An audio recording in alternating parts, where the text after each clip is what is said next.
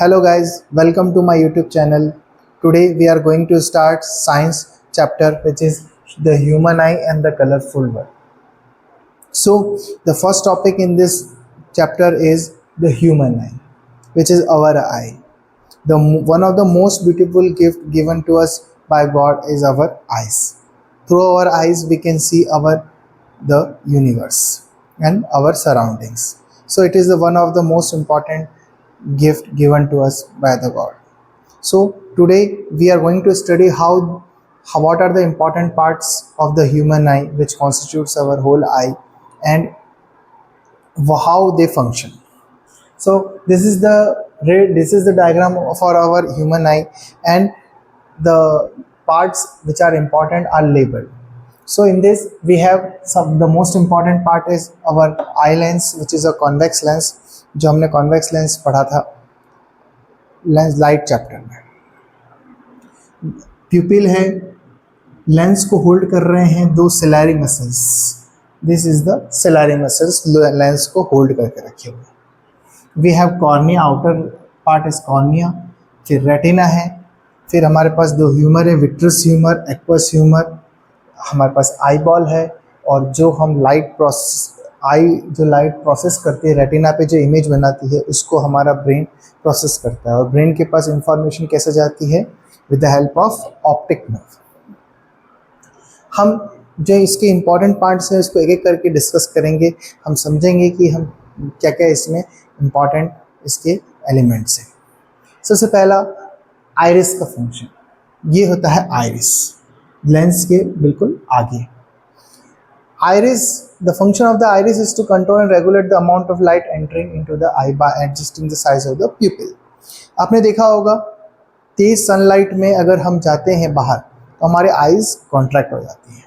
Eyes contract कैसे होती है? प्यूपिल कॉन्ट्रैक्ट करता है तो लाइट एंटरिंग वो कम हो जाती है. डार्क रूम में या कम लाइट में हमारे आईज वाइडन हो जाती है. तो ये सारा जो फिनोमेना है with the help of iris होता है. आइरिस का है, लाइट को कितनी लाइट एंटर करेगी आई में वो कंट्रोल करता है आइरिस. उसके बाद नेक्स्ट आता है ciliary muscles. The ciliary muscles modify the focal length and has the converging power of the lens. The converging power of the lens is controlled by the ciliary muscles. Ciliary muscles are very important part of the lens. It is and autofocus. It adjusts the focal length of the lens. हम इसको ऐसे भी कह सकते हैं. So the role of ciliary muscles is very much. Next is retina has light sensitive cells which are rod cells and cone cells. Now this is a very important characteristics of the retina, that it has two types of cells which are rod and cone types of cells. The rod cells respond to the intensity of light. Intensity of light का मतलब होता है brightness, ज़्यादा bright ज़्यादा light. And cone type cells respond to the colour of light.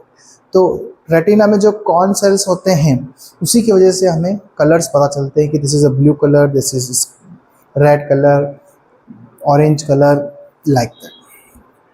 So retina में इन दो types of sales की बहुत ज़्यादा इंपॉर्टेंस है. Next is an eyelid in front of the human eye acts as a shutter in the camera. eyelid का मतलब होता है हमारी पलकें. जैसे कैमरा में शटर होता है, पुराने टाइप के कैमराज में शटर आता था, यहाँ पे भी हमारी आईलाइड एज ए शटर का काम करती है. अगर if we compare our eye to the camera, in camera we have to adjust the focus, but in our eye is a God gift that there is an autofocus feature which is controlled by our ciliary muscles. Next part हम इसमें ये देखेंगे कि I work कैसे करती है. जैसे ही light enter करी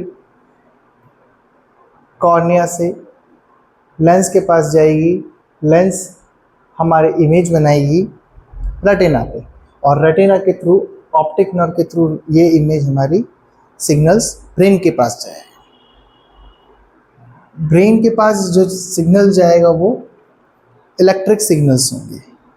लाइट को, इमेजेस को रेटिना कन्वर्ट करेगी, क्योंकि ऑप्टिक नर्व्स में हमारे पास सिर्फ इम्पल्स नर्वस सिस्टम है, तो इम्पल्स में ही जाएगा सिग्नल के फॉर्म में।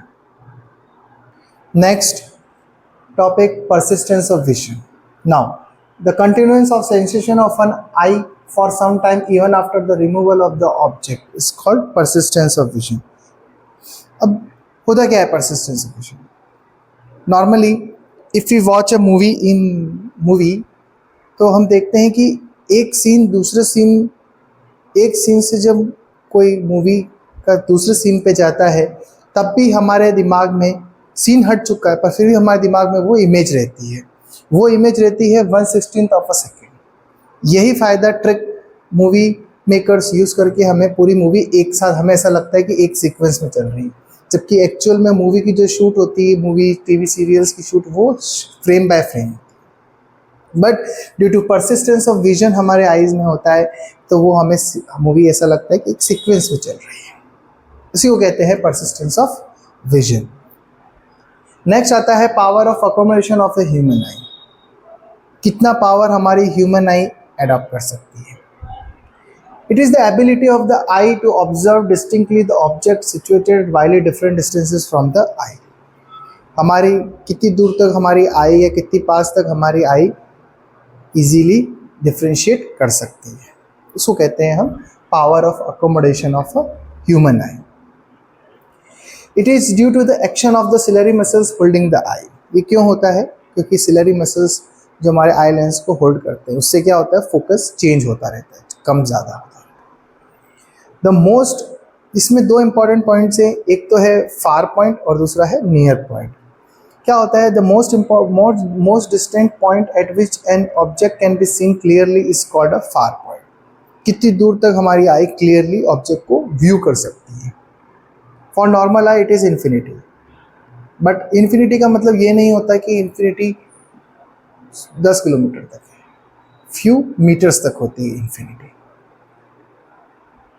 सेकेंड, नियर पॉइंट, कितनी पास तक हमारी आई देख सकती है।